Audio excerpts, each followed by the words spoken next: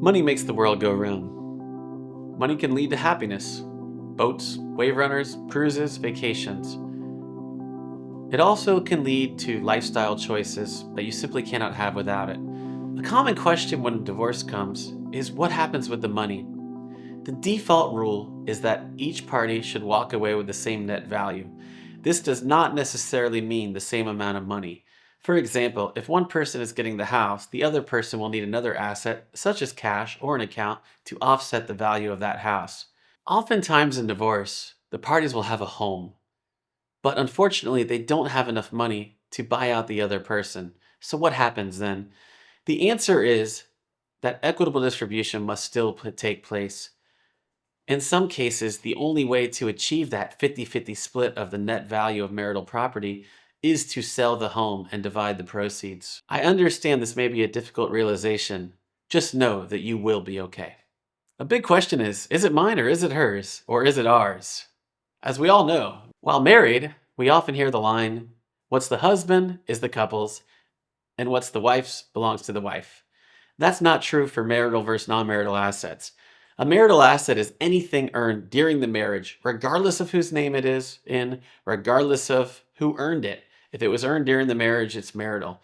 A non-marital asset is anything earned prior to the marriage or inherited or a gift. If you receive a gift from your grandmother and it is an item, not cash, then it is still non-marital. Fun fact, the engagement ring is non-marital property of the wife. Money comes in various forms. Not only do we have cash or money in checking accounts and savings account, there's also 401ks, trust, IRAs, Roth IRAs, and other investment vehicles. There's also money invested into real property. A lot of times cryptocurrency comes up in cases that must be divided equally amongst the couple. Even if it's not money, if it can be sold for money, such as a house, a car, a boat, your private airplane, it still counts and it still must be divided. In a divorce, the presumption is that all assets are going to be divided equally. However, there are exceptions. First and foremost, if one party wasted money on things that are not marital, for example, $20,000 at the Hard Rock, taking a boyfriend or girlfriend to Vegas, going on a cruise with a bunch of friends that had nothing to do with the marriage, that money can be considered potentially dissipation, meaning that it comes out of one spouse's half. It's not fair to the person that didn't do those things that they should split the cost of those non-marital activities. In addition, inheritances are non-marital by default, unless they are commingled, which is a very complicated subject, but just keep your money separate and you're going to be okay. A lot of times people ask about infidelity. I had one client ask me, she cheated on me, I get to keep the home, right? Wrong. Florida is a no-fault state. However, infidelity, specifically money spent on infidelity, can be accounted for when dividing up assets and liabilities. Again, it's not fair to you that your spouse spent $20,000 taking his girlfriend to Vegas. That should come out of his half and not yours. I have a non-marital asset. Is it commingled?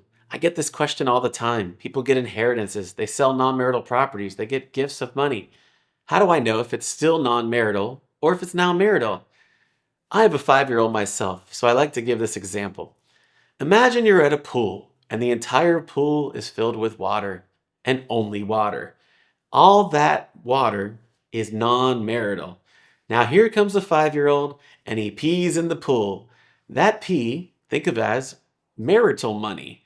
So even though the entire pool is big and the amount of pee in the pool is small, that entire pool is now a pool with pee in it, regardless of how little pee is there.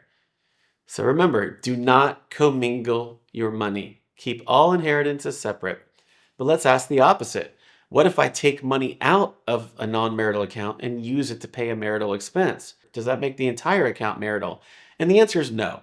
Back to the example of the pool. If you walk up to a pool, take a bucket and scoop water out of the pool, that doesn't change the nature of the water that's still in the pool. It has no pee. It's a pool without pee. It's an ool. Or for our purposes today, it's non-marital. Protect your assets. If you need help, give us a call or go online to tampadivorce.com, tampadivorce.com. Don't pee in my pool at tampadivorce.com.